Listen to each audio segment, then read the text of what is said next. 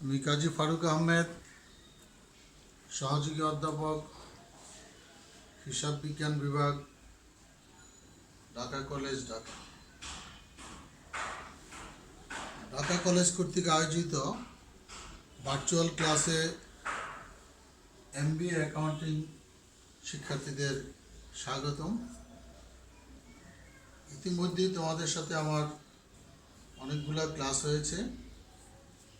সর্বশেষ আমরা financial reporting and disclosure চ্যাপ্টারে অবস্থান করেছিলাম। এখানে আমি দুটি ক্লাস থিওরিটিক্যাল বিষয় নিয়ে তোমাদের সাথে আলোচনা করে ফিনান্সিয়াল রিপোর্টিং অ্যান্ড ডিসক্লোজারটা কী সেটা প্রকাশ করতে চেয়েছিলাম, এবং গত ক্লাস একটা সিম্পল প্রবলেম সলভ করেছি।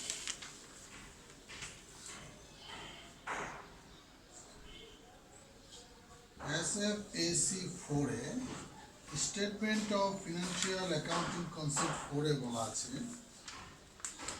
যে ফিনান্সিয়াল রিপোর্টিং বা ফিনান্সিয়াল রিপোর্ট যদি ডিসক্লোজ করতে চাই, ডিসক্লোজারে যেটা প্রকাশ করব statement of financial accounting concept 4-এ এখানে বলা আছে কথাগুলা, যে আমরা যেই ডিসক্লোজারের মাধ্যমে একটি প্রতিষ্ঠানের ফিনান্সিয়াল রিপোর্ট প্রকাশ করব, সেখানে বিভিন্ন রকমের নোটস অ্যান্ড ওয়ার্কিংস অবশ্যই উল্লেখ থাকতে হবে। আমি গত ক্লাসে তোমাদের এটা কম্প্রিহেন্সিভ ইনকাম স্টেটমেন্ট, এটা মাল্টিপল স্টেপ এবং সিঙ্গেল স্টেপে কীভাবে করানো হয়েছিল সেই ব্যাপারে ছোট্ট একটি প্রবলেম সলভ করেছিলাম। আজকে তোমাদের সাথে আমার আলোচনা হবে ছোট্ট একটি প্রবলেম ওরিয়েন্টেডের বিষয়, যে আমরা কিভাবে ফিনান্সিয়াল পজিশন, একটা প্রতিষ্ঠানের ফিনান্সিয়াল পজিশনকে আমরা ডিসক্লোজ করব বা প্রকাশ করব। এখানে আমি কতগুলা ডাটা তোমাদের সামনে তুলে ধরি, এই ডাটার আলোকে এটা করতে হবে। বিশ্বাস company applied the following selected accounts of the post-closing trial balances as on June 30, 2019. এখানে কিছু ডাটা আমরা পাবো।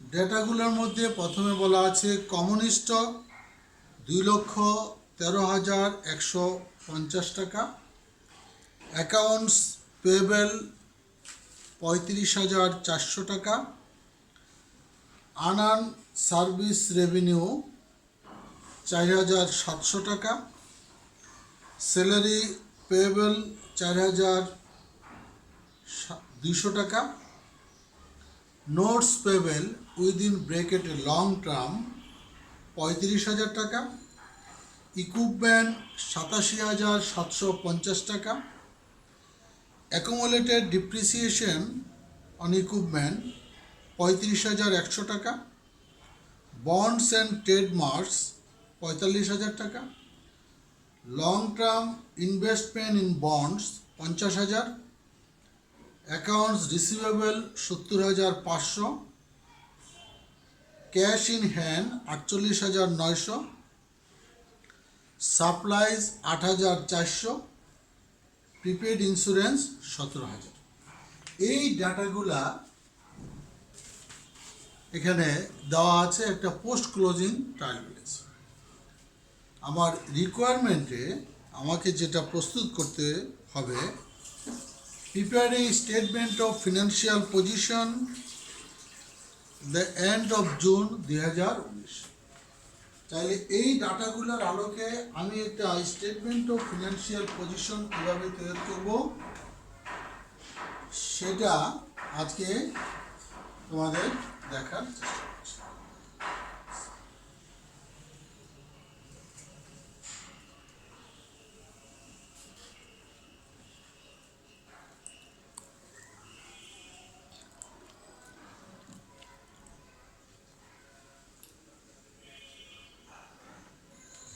আমরা দেখব বিশ্বাস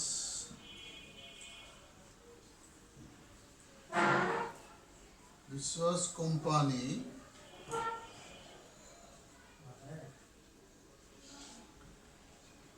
statement of financial position.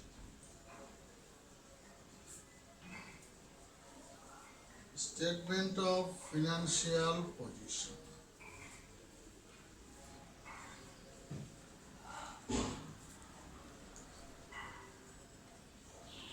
Statement of financial position, June 30, 2019। এই টাকার গড় দুটো করা হলো, দুটি টাকার গড়।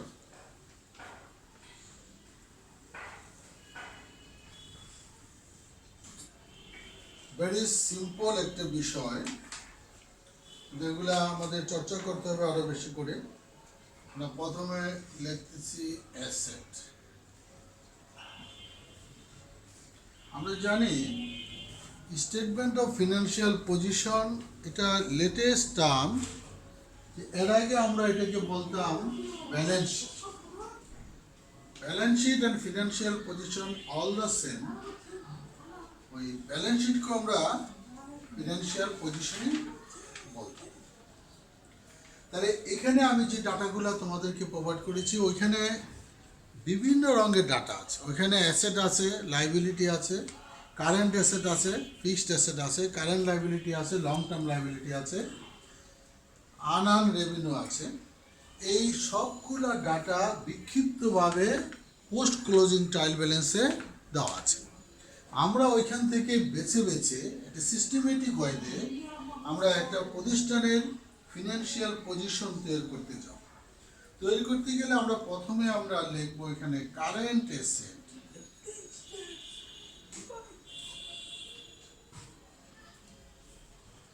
কারেন্ট অ্যাসেট একটা ব্রড টার্ম, এর আন্ডারে অনেকগুলা কম্পোনেন্টস থাকে। তাহলে কারেন্ট অ্যাসেট কি, এটা ইতিমধ্যে আমরা জেনে গেছি। তারপর আমরা বলবো কারেন্ট অ্যাসেট আর those asset which are converted in cash or cash equivalent within very short term like 1 year। যদি এরকমভাবে বলি তাইলে আমরা এই যে ডাটাগুলো আছে, ডাটাগুলো থেকে আমরা প্রথমেই একটি কারেন্ট অ্যাসেট পাবো, সেটা হবে ক্যাশ। ক্যাশটাকে আমরা সবার আগে লিখবো। ক্যাশ আছে আমার 48,000 টাকা। তারপরে আছে সাপ্লাইজ।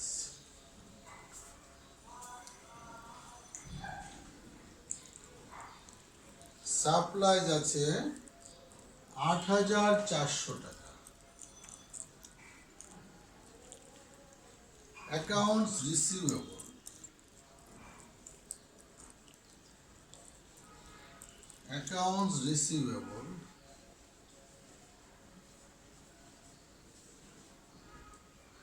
অ্যাকাউন্টস রিসিভেবল আছে আমার 70,500 টাকা। প্রিপেড ইন্স্যুরেন্স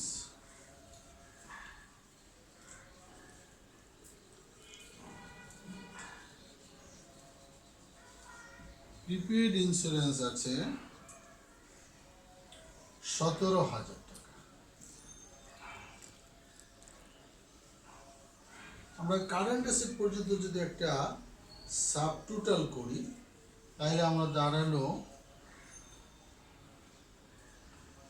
1,44,800 টাকা।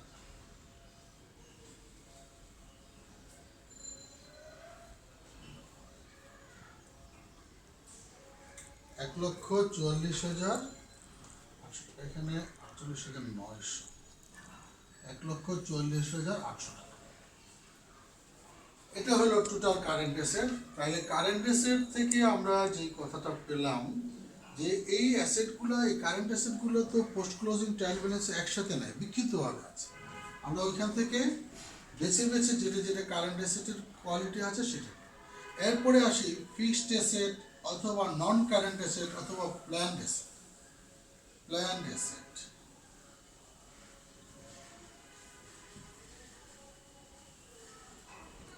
প্ল্যান্ট অ্যাসেটের মধ্যে আমার কি কি আছে? এখানে আছে ইকুইপমেন্ট,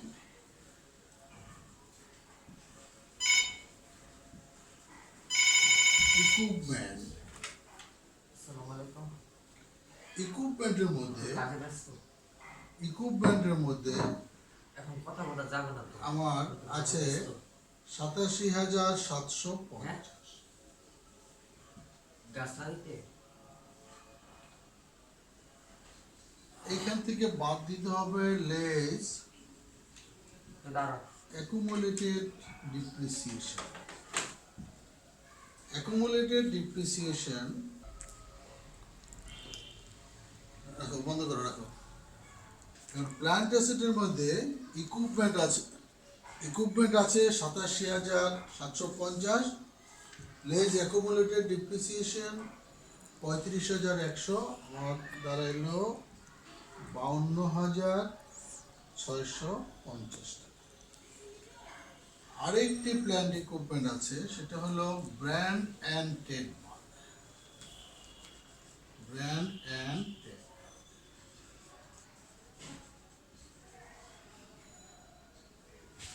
এটার সাথে কোনো রাইট অফ নাই, সরাসরি 45,000 টাকা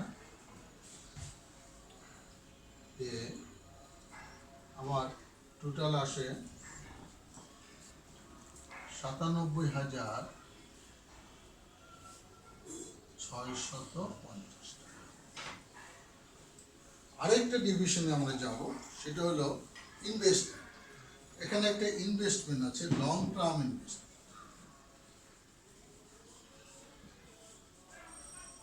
লং টার্ম ইনভেস্টমেন্ট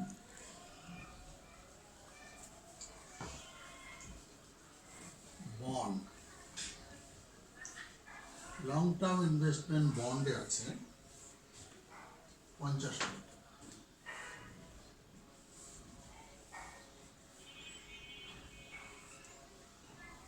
এই যে অ্যাসেটগুলা ক্লাসিফিকেশন করলাম, একটা প্রতিষ্ঠানের ফিনান্সিয়াল পজিশন জানতে হলে এরকম অ্যাসেটের যেরকম ক্লাসিফিকেশন করতে হবে, অর্থাৎ current asset, fixed asset, plant asset অথবা নন কারেন্ট অ্যাসেট এবং investment.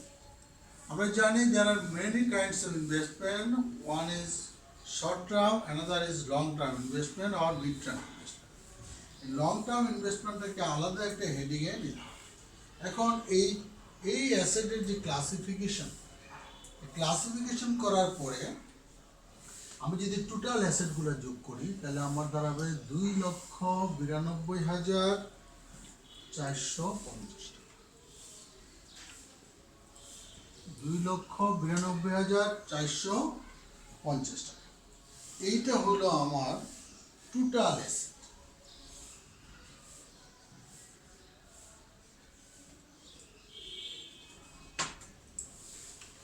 This is my total asset.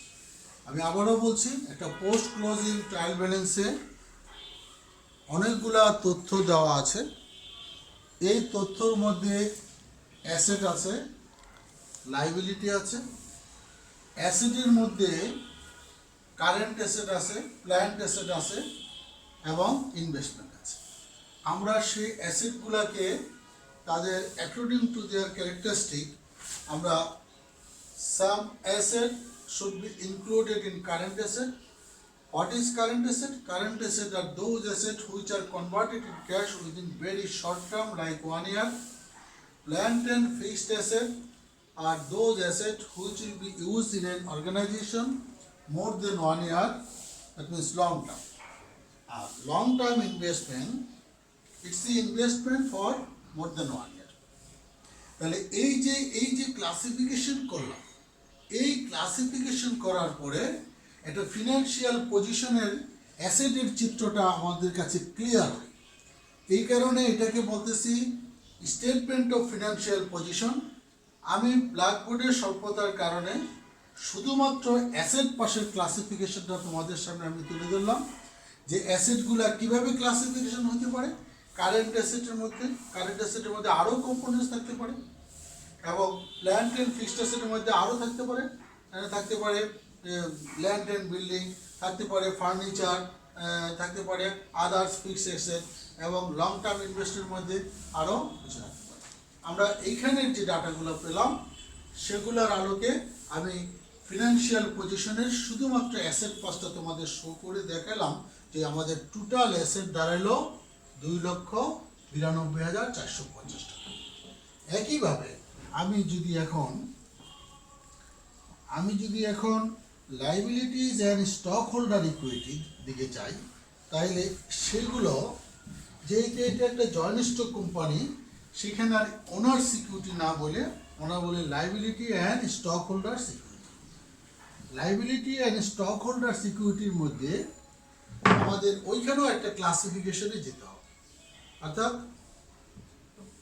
ওইখানেও একটা ক্লাসিফিকেশনে যেতে হবে। ওইখানে ক্লাসিফিকেশনে কীভাবে লিখবো আমরা?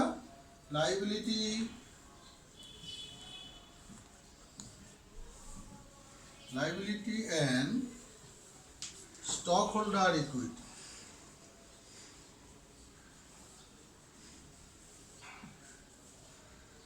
Liability and stockholder equity. It's a broad term. এটার মধ্যে অনেকগুলা ক্লাসিফিকেশন হবে। Current liability.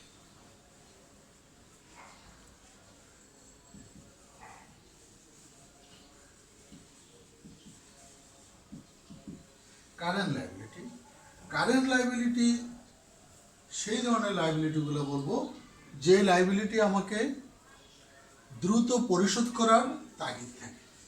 তাহলে সেটার মধ্যে প্রথমে থাকে অ্যাকাউন্টস পেয়েবল।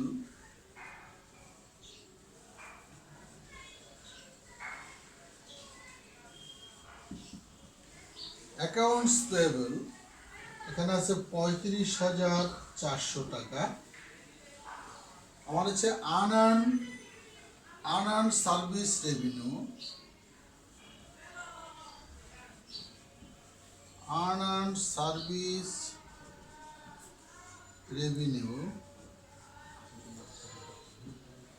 service revenue 4,700 টাকা। Outstanding expense like a salary payable, it may be wages payable, rent payable, এগুলো থাকতে পারে 4,200 টাকা। আমি সবগুলা যোগ করলে আমার কারেন্ট লাইবিলিটি দাঁড়ায় 44,300। এখন আসি long term date.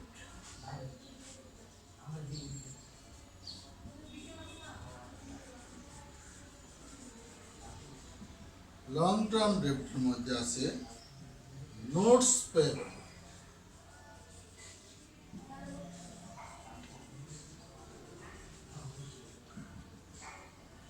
Notes payable 35,000।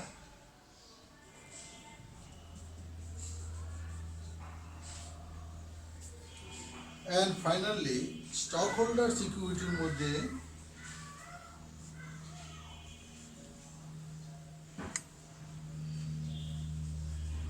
stockholder equity এর মধ্যে আছে শুধু কমন স্টক। স্টক হোল্ডার ইকুইটির মধ্যে কমন স্টক আছে আমার 2,13,150 টাকা। 2,13,150 টাকা। আমি যদি সবগুলা যোগ দিই তাহলে আমার দাঁড়াবে 2,92,450 টাকা। এই যে liability and stock holder security, এইটা স্টেটমেন্ট অফ ফিনান্সিয়াল পজিশনের আরেকটি পার্ট। এই পার্টের মধ্যে টোটাল অ্যাসেট লাইবিলিটি মিলেই ফিনান্সিয়াল পজিশন, কিন্তু আমি এর আগে যে কথাগুলো লিখেছিলাম সেগুলো শুধু অ্যাসেট পোর্শনটা, এখন হলো লাইবিলিটি অ্যান্ড স্টক হোল্ডার পোর্শনে। এখানে কারেন্ট লাইবিলিটির মধ্যে অনেকগুলো কম্পোনেন্টস, তারপরে লং টার্ম ডেট, এরপরে স্টক হোল্ডার সিকিউরিটি। এই সবগুলো যোগ করে আমার total liability and equity দাঁড়াইলো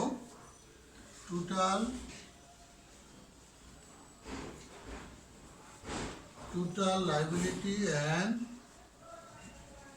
equity দাঁড়ালো 2,92,425। আমরা জানি সেপারেট এন্টিটি কনসেপ্ট অথবা ডুয়াল এক্সপেক্ট কনসেপ্টে অ্যাকাউন্টিং ইকুয়েশন থেকে আমরা দেখতে পেরেছিলাম যে asset equal to liability and stock holders equity when the organization is joint stock company, but যদি সোল ট্রেডারশিপ হয় তাহলে asset equal to liability plus owners equity. তো এখানে একই কথা দাঁড়ালো, আমরা অ্যাসেট পোর্শনটা আগে দেখতে পেলাম, ওখানে টোটাল অ্যাসেট ছিল 2,92,450 টাকা। একইভাবে লাইবিলিটি অ্যান্ড স্টক হোল্ডার সিকিউরিটিতে দাঁড়ালো 2,92,450 টাকা। এইভাবে যদি ক্লাসিফিকেশন করে আমি লাইবিলিটিগুলো একসাথে, লং টার্ম লাইবিলিটি একসাথে, স্টক হোল্ডারগুলো আলাদা একটা হেডিংয়ে এইভাবে যদি লিখি, এবং অ্যাসেট পাশেও যদি আমি current asset, current liability, current asset, long term asset, long term investment একসাথে লিখি, তাহলে আমার টোটাল অ্যাসেট পাসটা কভার করবে, এবং লাইবিলিটি এবং স্টক হোল্ডার সিকিউরিটিগুলো এইভাবে ক্লাসিফিকেশন করলে আমার লাইবিলিটি পাস হবে। আমরা জানি যে এইখানে asset equal to liability plus stock holder security দুই পাশে সমান হয়েছে। এইভাবে একটা প্রতিষ্ঠানের ফিনান্সিয়াল পজিশনকে আমরা ডিসক্লোজ করতে পারি অ্যাকর্ডিং টু 4, অর্থাৎ statement of financial accounting concept 4 অনুসারে আমরা এইভাবে কোনো একটা প্রতিষ্ঠানের ফিনান্সিয়াল পজিশনটাকে আমরা ব্যাখ্যা করতে পারি। শিক্ষার্থীবৃন্দ, আমরা আজকে এই যে ফিনান্সিয়াল পজিশনের ছোট্ট একটি প্রবলেম সলভ করলাম, এর পাশাপাশি আমি আরেকটি প্রবলেম তোমাদের সাথে একটু আলোচনা করে আজকে ক্লাস শেষ করব। ছোট্ট একটি বিষয়, যে এইখানে একটা জিনিস আমরা দেখলাম যে স্টক হোল্ডার সিকিউরিটি চলে গেল, কিন্তু এখানে তো রিটেন আর্নিংসের একটা কম্পোনেন্ট থাকার কথা ছিল, সেটা এখানে নেই। আমরা রিটেন আর্নিংসের একটা কম্পোনেন্টস, আমি একটা ছোট্ট একটা ডাটা তোমাদের সামনে তুলে ধরি। How can we calculation of retained earnings, retained আর্নিংসটা আমরা কীভাবে ক্যালকুলেট করব। আমরা একটা প্রতিষ্ঠানের একটা ডাটা পড়ি। ক্রাইসিস টেলিন corporation has retained earnings of টাকা 16,75,000 at January 2019. Net income during 2019 was টাকা 1 লাখ and cash dividend টাকা 1,75,000. PPR return earnings statement for the year ended December 31st, 2019. তাহলে এখানে একটা রিটেন আর্নিংসের একটা ক্যালকুলেশন আমি তোমাদেরকে করে দেখাচ্ছি। রিটেন আর্নিংসের ক্যালকুলেশনটা কিভাবে করব? Retained earnings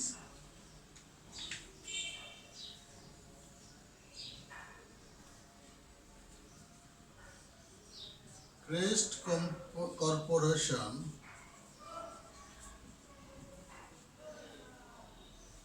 crest Alien corporation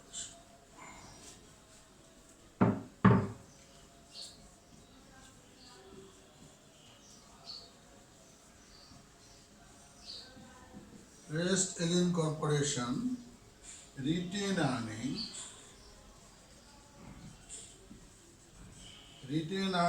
statement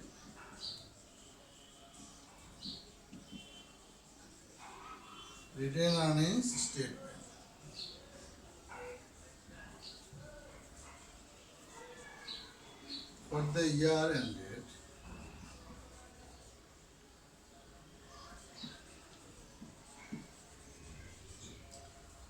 year ended December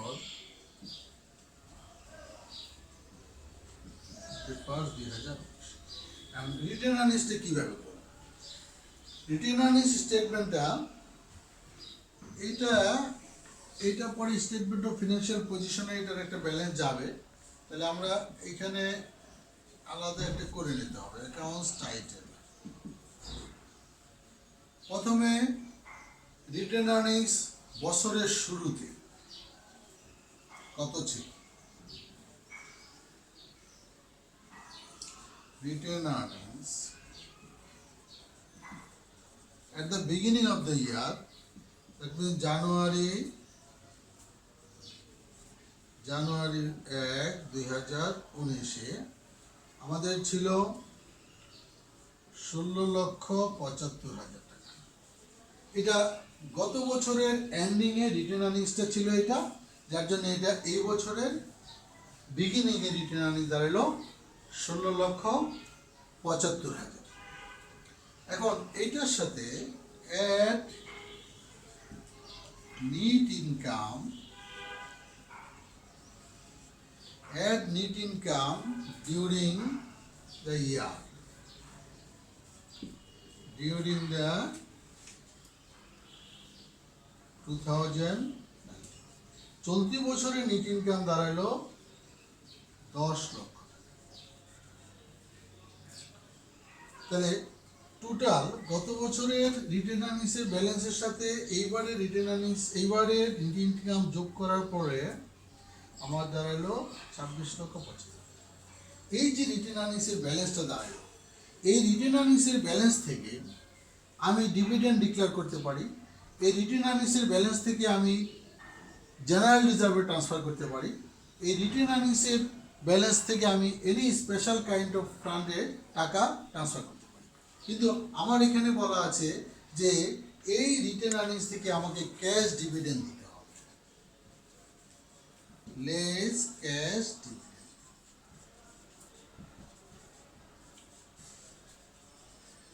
cash dividend দিতে হচ্ছে আমাকে 1,75,000 টাকা।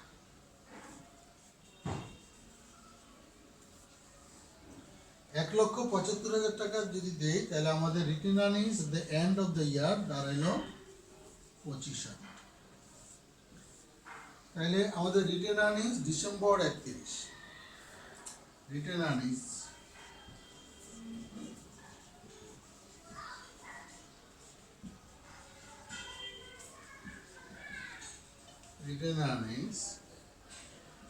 ডিসেম্বর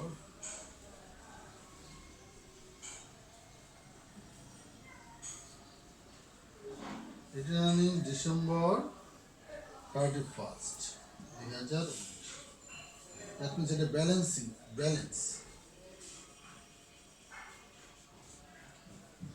এইভাবে আমরা রিটার্ন আর্নিংস স্টেটমেন্ট প্রস্তুত করতে পারি।